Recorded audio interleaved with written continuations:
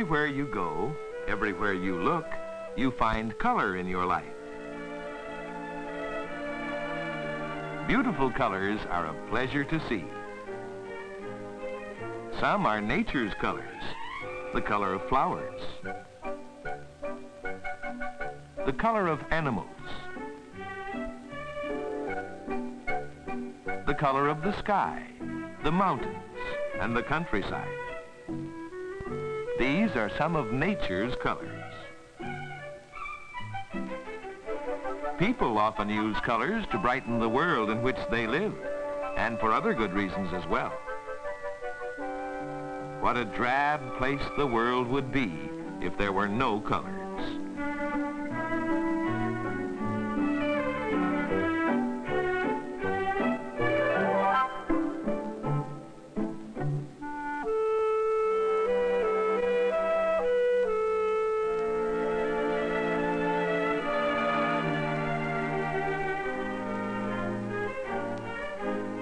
Although beautiful colors are a delight to all, colors also serve us in many other useful ways. As an example, when a traffic signal turns to red, everybody knows that this means to stop.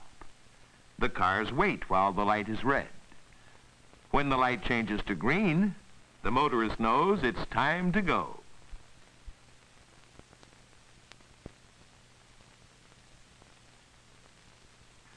Air Force planes that fly over oceans are painted with bright colors, the easier to find should they be forced down at sea.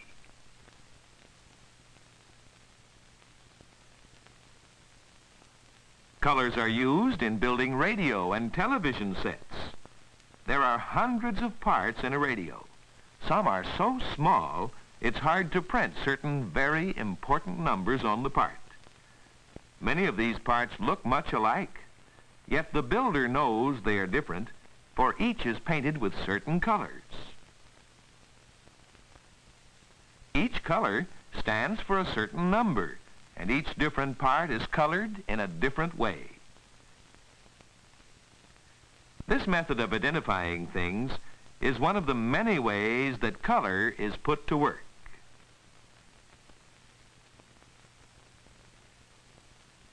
People prefer eating foods that are beautifully colored to less attractive fare, as has been proved by food packing companies.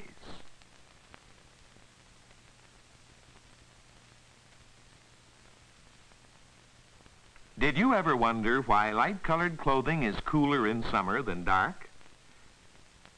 The reason is that light colors reflect more heat than dark. This scientific experiment with a light and dark colored box offers proof. A thermometer reading 70 degrees is placed in the light box. The box is covered, and another thermometer, also reading 70 degrees, is placed in the dark box. The two covered boxes are allowed to stand in the warm sun for 20 minutes. Then the two thermometers are checked again. The temperature in the dark box rose 30 degrees. The thermometer in the light box shows a temperature rise of only 14 degrees.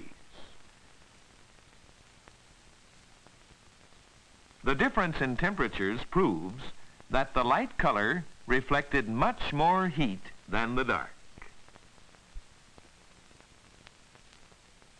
Although most plants are primarily green in color, the blossoms of the same plants run to a great variety of colors and shades. People are so fond of flowers that many farmers grow them as a crop. Millions of farm-grown flowers are shipped all over the country throughout the year to brighten our homes and hearts. Yet, there's a very practical reason for the color of flowers. Each flower is a seed of the plant upon which it grows. To become a good seed, it must obtain pollen from another flower of its own kind. This happens in several ways, one of which is done by insects, particularly by bees. The bees fly from flower to flower, gathering sweet nectar. It's believed the colorful flowers help attract the insects. Pollen sticks to the animal's legs and is transferred when the insect moves from flower to flower. The color of the flower helps attract the insect, and the insect does the job of transferring pollen. This is one of nature's reasons for coloring flowers in many vivid hues.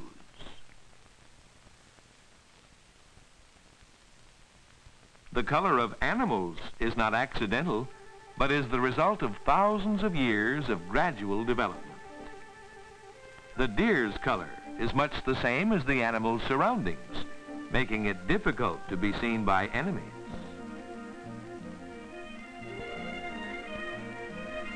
The prairie dog, also a hunted animal, has a similar color for the same reason.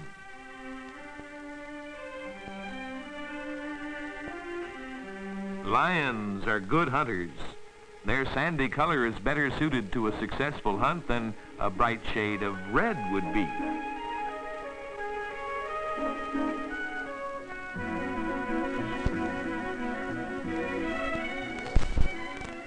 Of course, not all lions are hunters.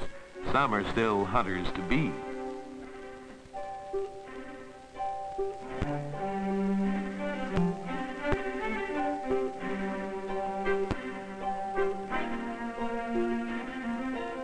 Notice the protective coloring of the peafowl and her chick, while the peacock is brilliantly colored for the purpose of attracting a mate.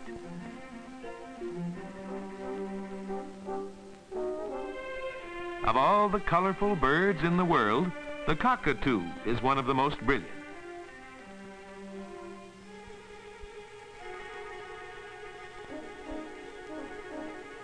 In its native surroundings, the polar bear lives on snow and ice and has a white coat to match. This bear lives in a dark forest and has a black coat to match.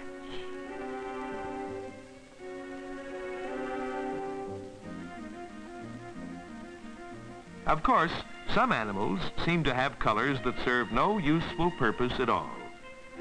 But even with the zebra, there's probably a good reason why nature has colored this animal in the way that she has. Now here's a defenseless little caterpillar that's colored exactly like the plant upon which it feeds. Do you see it? Right in front of you. Look closely.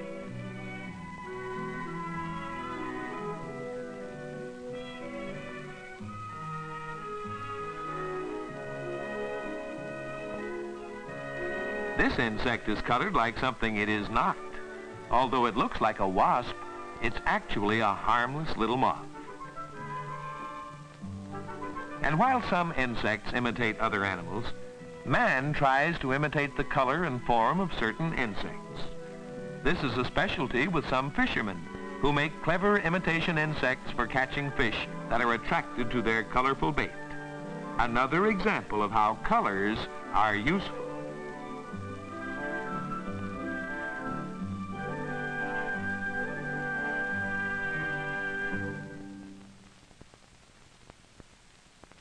Wherever you go, wherever you look, you too will find ways in which colors are useful. The use of color to help identify things.